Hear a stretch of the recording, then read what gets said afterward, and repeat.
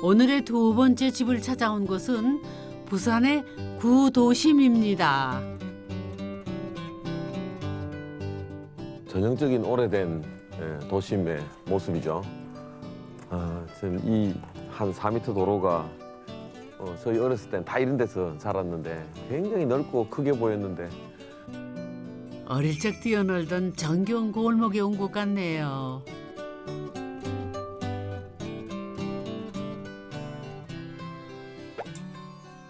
이 집인 것 같습니다. 이제 오래된 도심에 진짜 눈에 확 띄는 랜드마크 같은 느낌이 드네요. 마치 등대처럼 멀리서도 눈길을 사로잡는 새하얀 집. 울퉁불퉁 튀어나온 곳이 다양해 보는 방향에 따라 모습이 다 다르네요.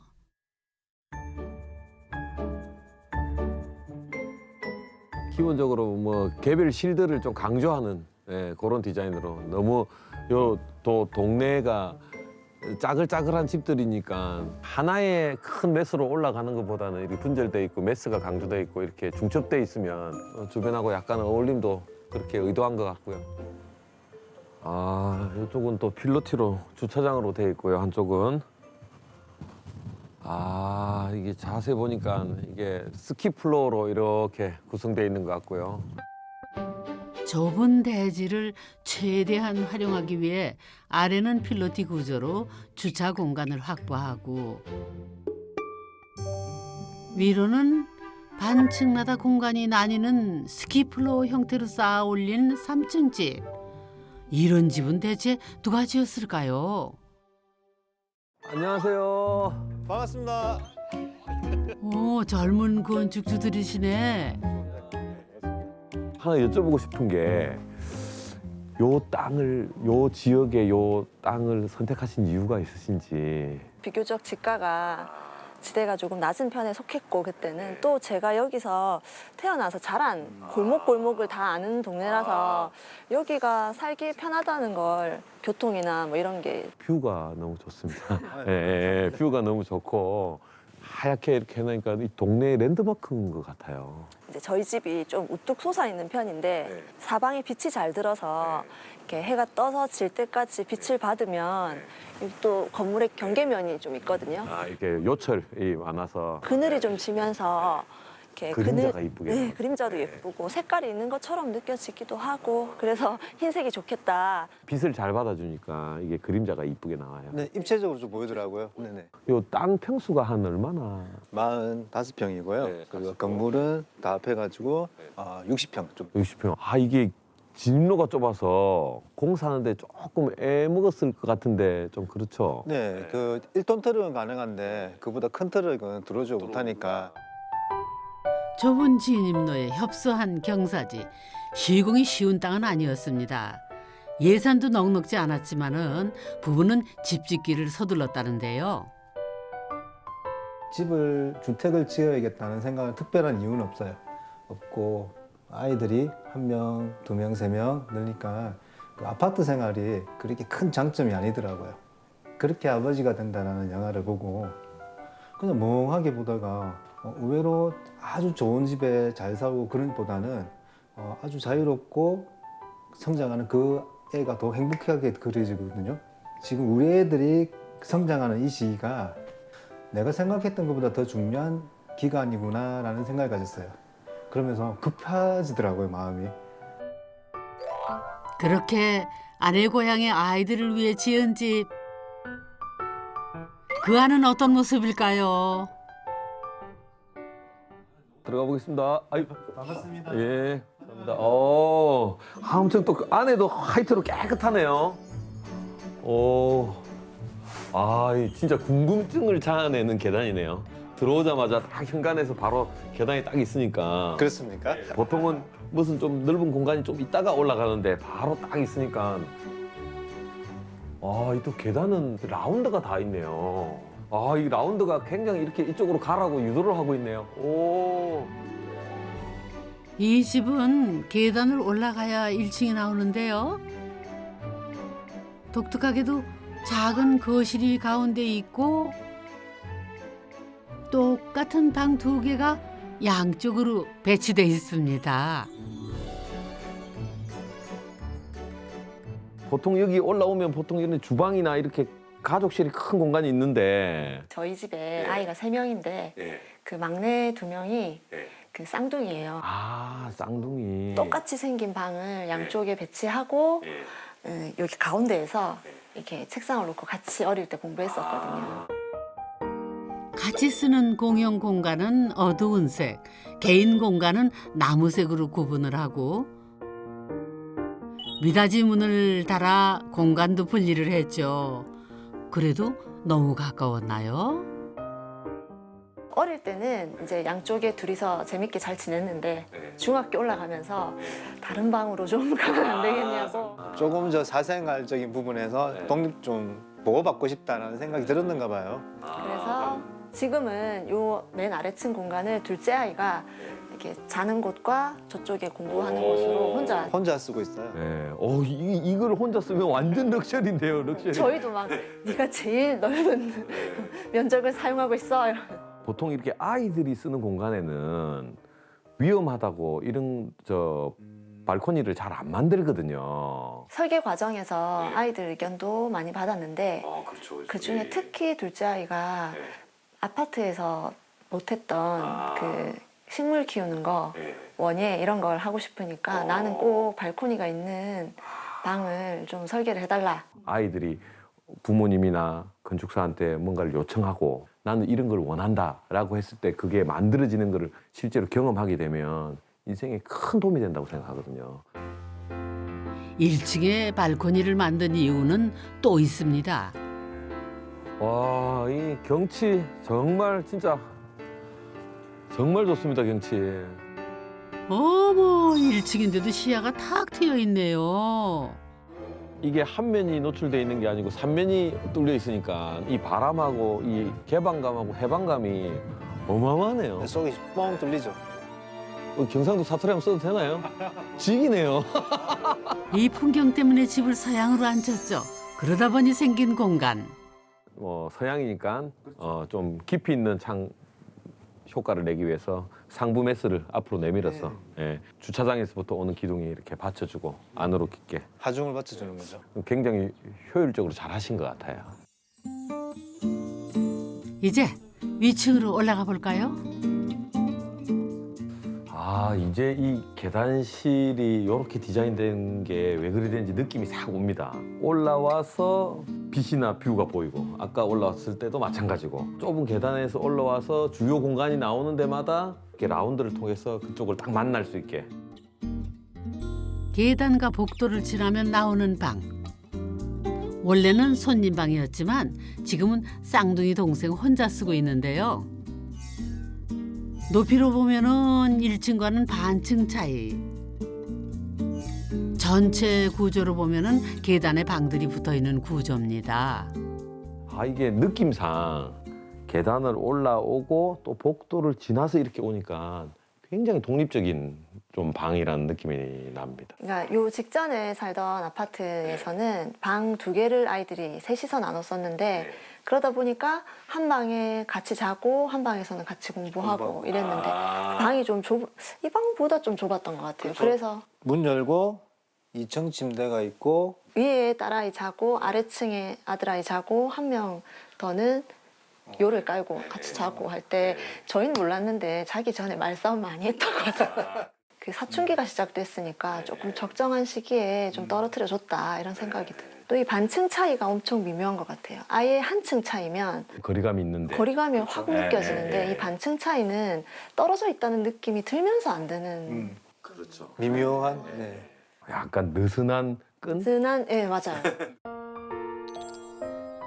한 가족이라도 적당한 거리는 필요한 법.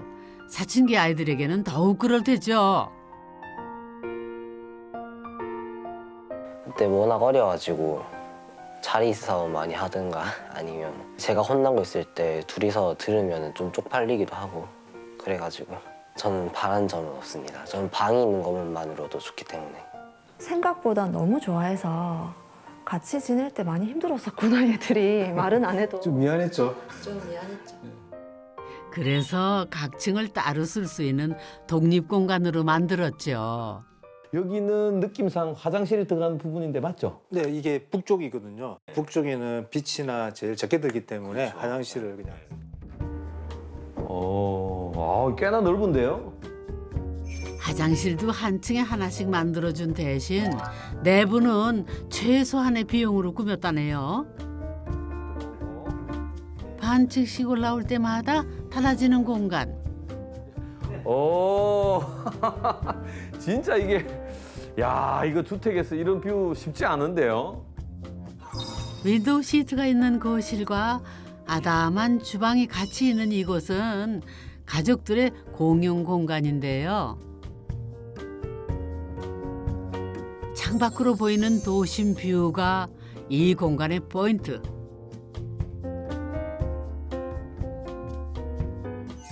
일층 바로 위에 있어 같은 서양을 바라보고 있죠.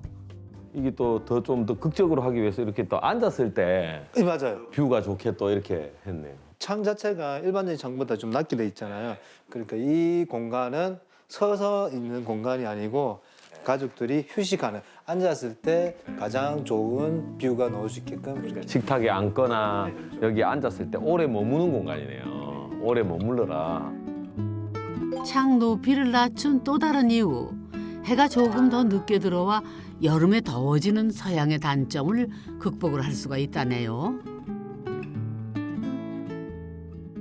그 아파트에 살았을 때도 이런 거실 같은 게 있었는데 제가 느끼기에 좀 다른 점은 아파트의 거실은 동선에 걸리니까 지나다니는 수밖에 없는 곳. 근데 여기는 조금 다른 게 일부러 들어와야 되는 공간이기는 해요. 그렇죠. 이것도 독립된 하나의 어떤 실이고 방인 거죠. 이게 일반적인 거실하고 주방 형태는 아니죠, 그죠? 굉장히 독특하게 딱 구획된 공간에 이동 동선이 아니고 목적 동선이 되는 거죠. 그러니까 우리나라 아파트에서 거실이 가지는 문제점이 뭐냐면 좀 강제성이 있어요. 애는 바쁘게 뭐 공부를 해야 되고 왔다 갔다 하고 지나가는데 자꾸 말을 거는 거예요. 뭐 밥은 먹었나, 공부는 했나, 이런 것들이 다 미묘한 불화를 일으켜요. 근데 여기는 목적을 가지고 온단 말이에요. 가지고 간식을 먹고 싶을 때 오고 얼굴을 보고 싶을 때 오고, 그렇게 오면 대화도 잘 되는 거예요. 그러니까 어쨌든 2층 가봐야지 하고. 저가 제일 많이 달라진 것 같아요.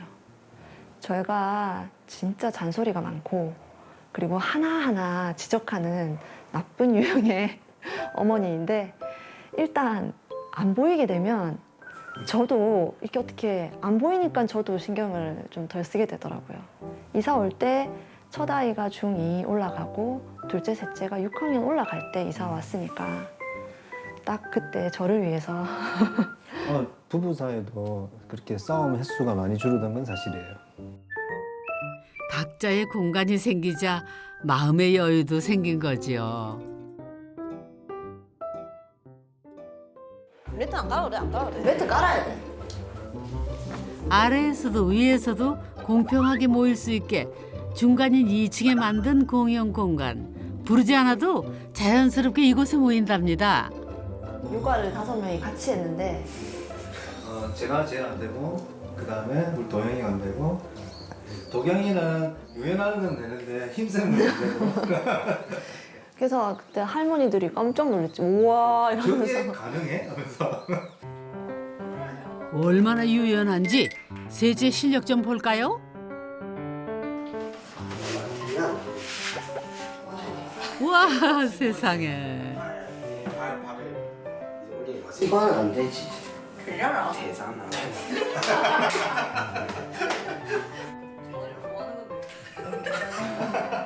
요가 실력이 대단하네요. 이 집에 살면서 웃을 일도 많아졌다는 가족들. 아 도경아, 엄마 기억났어. 니 진짜 그런 적 있잖아. 엄마가 코로나 때문에 요가 못해서 여기서 배운 거 안 까먹으려고 하고 있을 때 네가 들어와가지고 갑자기 저렇게 하더라고. 그래서 내가 깜짝 놀라서 뭐 하냐고 하니까 아우 잠이 와서요 이러더라고. 엄마 그때 되게 귀여웠는데. 아유, 잘했어. 박수 안 칩니까? 이번엔 2.5층에 있다는 첫째 방을 구경해 볼까요? 오, 첫째가 직접 자신의 방으로 안내를 한다네요. 여기서 도시면 저희 방이에요. 아, 여기가 이제 큰 딸방. 아래층과 구조는 똑같은데 방으로 들어서니 전혀 다른 분위기. 복층으로 만들다 보니 한층 높이를 온전히 쓸 수 있는 공간이 만들어졌답니다. 다른 방에 비해 너무 좋은 거 아니에요? 이게 진짜 이 주인공의 방인 것 같은 느낌이. 예, 동생들이 조금 뭐 좀 질투를 할 수도 있지만 너무 좋은데요. 되게 좋아요. 네. 친구들 이제 데리고 오면은 이제 앞에 아까 지나오신 그 복도가 제 방 들어올 때 말고는 아무도 쓸 일이 없다 보니까 그냥 제 방 안에서 놀고 먹고 그냥 같이 뭐 숙제하고 하기 되게 편한 것 같아요. 눈치 이제, 안 보고. 그쵸. 부모님 눈치 전혀 안 보고. 네, 그냥 이 방 오면서 취미 되게 많이 생긴 것 같아요. 아파트 살 때도 밴드는 좋아했었는데 이제 주택 오고 나니까 해볼까, 예, 그런 생각 들더라고요.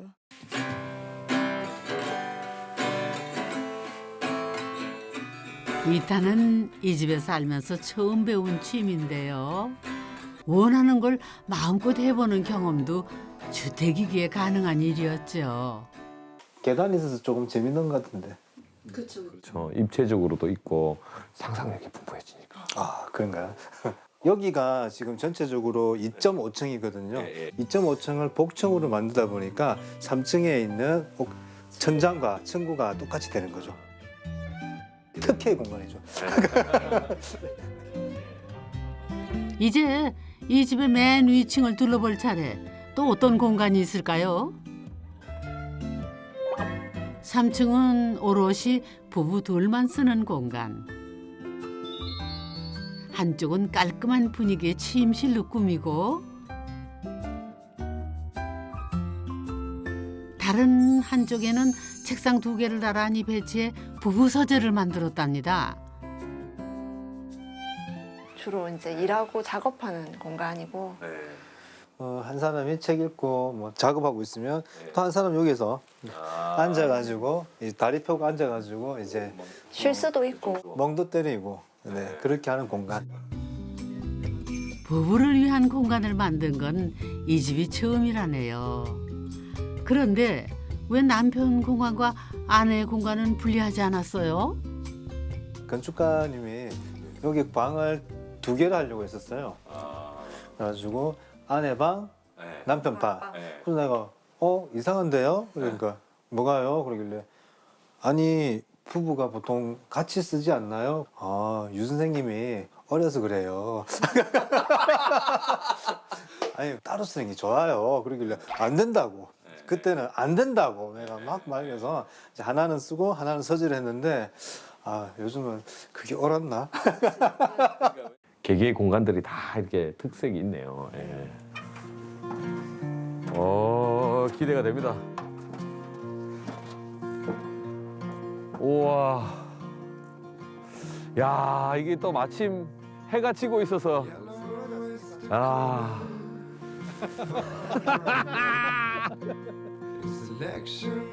바라만 봐도 가슴이 뻥 뚫리는 기분. 도심 속 주택 가운데 이런 전망을 감상할 수 있는 곳이 얼마나 있을까요? 특별히 저희는 옥상에서 뭐 옥상을 어떻게 활용한다 그런 건 없어요. 그냥 개인적으로 좀 답답하면 올라가서 한번 구경하고 그리고 봄하고 가을에 날 좋을 때 돗자리 같은 데서 돗자리 깔아놓고 예. 달 보러 올라오고 드라이브에서 멀리 안 나가도 이 시원한 바람 공기가 쑥 한번 몸을 통과하면서 환기가 몸속의 공기가 이렇게 뒤바뀌는 느낌. 올라가면 여기 내 거다.